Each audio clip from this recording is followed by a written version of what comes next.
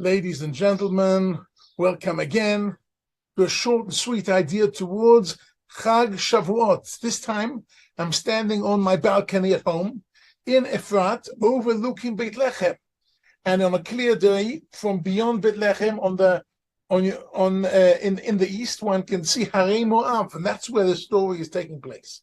The story of Ruth, which we're going to Megilat Ruth, that we're going to read on Shavuot, is all about coming from Beit Lechem. That's the first pasuk. They come from Beit Lechem, and the Ephratins, that is in the second pasuk, and they're on their way to Harei Moav, which is beyond the horizon here, which is also beyond the Jordan River. What is going on here in this wonderful story of Megilat Ruth, and why are we learning it now on Shavuot? What is so special about Shavuot? It happened actually here in this place where I'm standing now. The whole story put together is a very interesting story, because it's not about a war, it's not about the good and the bad, it's not so clear. It's simple people doing simple things, and from those simple things, what comes out is something amazing. Malchut Beit David. Because the Megillah ends with Yishai Holided David, that in the end of the story, we have a Jewish kingdom, a Jewish sovereignty, we have a king, David HaMelech, Chai V'Kayam, and it all starts here in these fields, not Beit Lechem, this time of year, which is Chag HaKatzir. It is the time of reaping, of harvesting, also the Seorim, the barley, and also after Shavuot we start the wheat, and this is the festivity, what we're talking about. But why? First of all, in the Torah, a few times there were famines and people had a starvation. And what did they do? They went down to Egypt, because Egypt has the Nile, and the river Nile irrigates the soil. So in Egypt, they can always find food. It's in the land of Israel that we need the grain. And therefore, why did they go to Moab?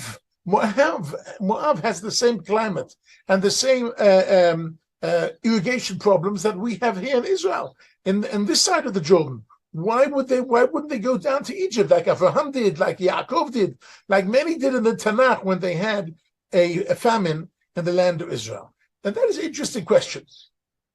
At the end of the day, we find also that the mother of our future king is from Moab. Ruth herself is from Moab. What is there in Moab which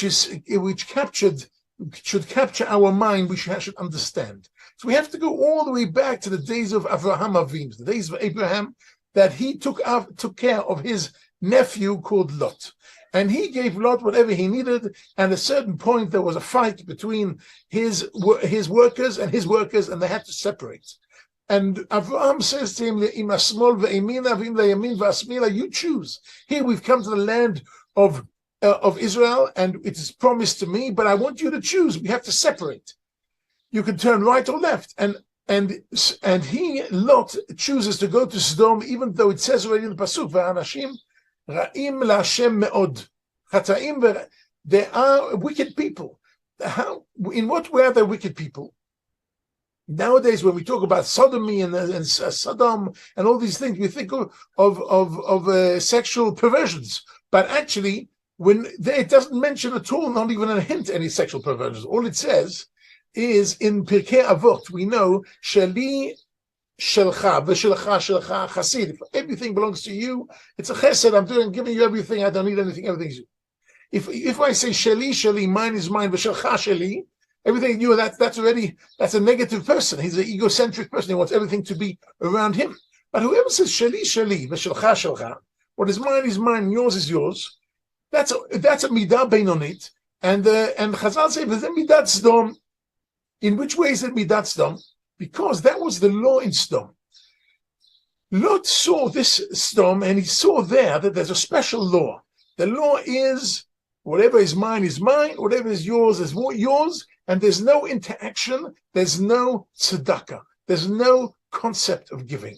And when HaKadosh Baruch Hu sees there's a piece of land where the inhabitants do not have at all the concept of giving, which is exactly the opposite of Avraham Avinu, who is all the time chesed and giving and giving and giving. The minute that people who have this ideology of anti-chesed, anti-giving, the only solution is gofrit v'melach sreifa kol atzah, has to be destroyed, has to be burnt, and HaKadosh Baruch Hu destroys it completely. The only people who get out are 4 people. Lot and his wife and his 2 daughters. They're told not to turn back. His wife turns back. So there are only 3 people who have survived Sodom. So what are the 2? Lot and his 2 girls. And they run away to a cave to save themselves. And in this cave, something very weird happens. The girls think that that's it. The end of the world has come.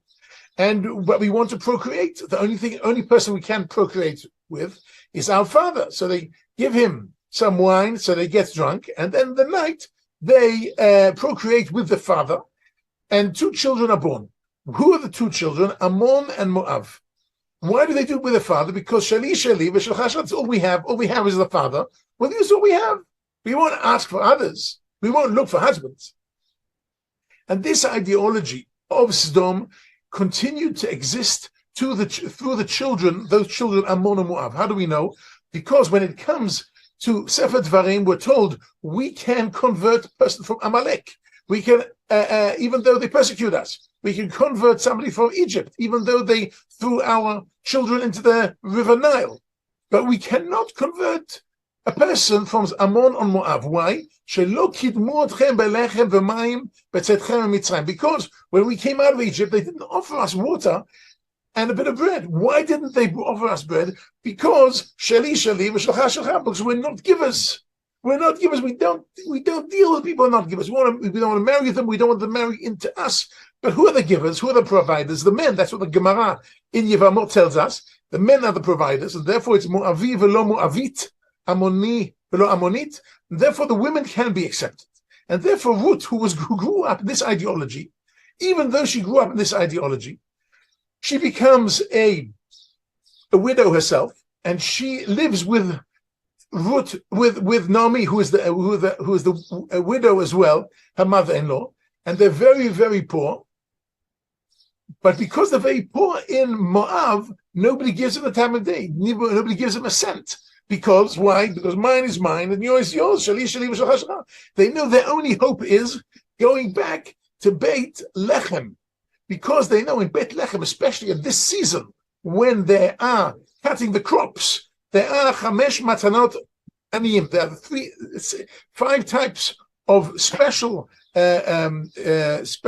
awards, special tzedakah one gives to ani. 3 of them have got to do leket shiracha and peah, have got to do with harvesting the wheat and the barley. So they know if they go back to Beit Lechem, they can collect these 3 special presents that are given as tzedakah to the aniyim, leket shiracha and peah, and therefore they came back to Beit Lechem betchilat ktsir se'orim. When do they come back to Beit Lechem? The beginning of the harvest time, because then they know they can get something food, get something to eat, get some kind of Beit Lechem. Cut a very long story short. They ran away to Moab because Elimelech was very rich and he didn't want to support all the people during the famine. So what does he do? He took his children and went to a non-Jewish place, which is anti-chesed. And first thing is, he lost both his children because they both married out. And then the third thing is, he dies himself. And his children die. So who's left? Naomi, Orpah, and Ruth. Orpah is from the name Nek. Oref is the next. She turned her back. She didn't go with her back to Beit Lechem. But Naomi and Ruth came back to Beit Lechem, Betchilat Ktsir Sorim, in order to gather these things, because they understood here is a land of chesed. And then later on, Boaz accepts her as an act of chesed. And all these acts of chesed are the way our David HaMelech started his life. He only came into being because his great-great-grandfather was Boaz, great-great-grandmother was Ruth. So this is all happening here.